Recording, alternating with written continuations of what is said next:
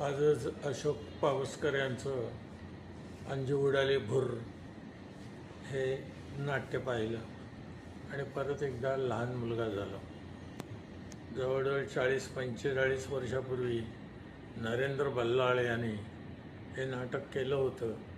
ते नाटक परत नव्याने आणण्याचं धाडस चित्राकाकी पावसकर आणि अशोक पावसकर यांनी केलं.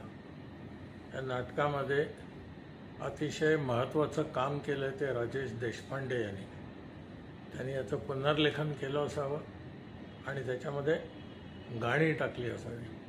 त्या गाण्यांना अतिशय चांगल्या चाली दिल्या होत्या आणि आजच्या काळातलं हे बालनाट्य अतिशय रंगतदार स्वरूपात त्यांनी रंगभूमीवर आणलं आहे.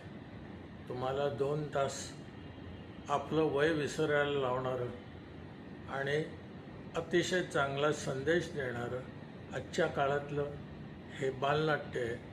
ह्याचा आपल्या पालकांनी आपल्या बालकांसकट सर्वांनी लाभ घ्यावा अशी मी त्यांना विनंती करतो आणि याला भरभरून प्रतिसाद द्यावा. आणि ह्यातला शेवटचा जो सरप्राईज गोष्ट आहे ती आपण स्वतः येऊन इथे अनुभवा.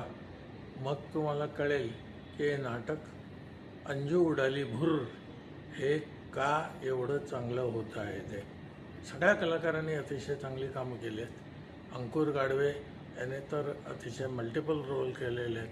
हॅट्स ऑफ टू हिम. शेवटी तो हॅट्स घालूनच येतो आणि तुम्हाला तुमच्या वेगळ्या जगात घेऊन जातो.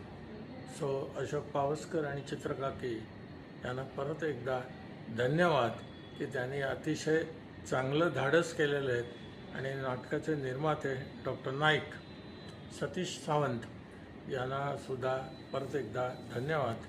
आपण सर्वांनी या नाटकाचा लाभ घ्यावा ही विनंती.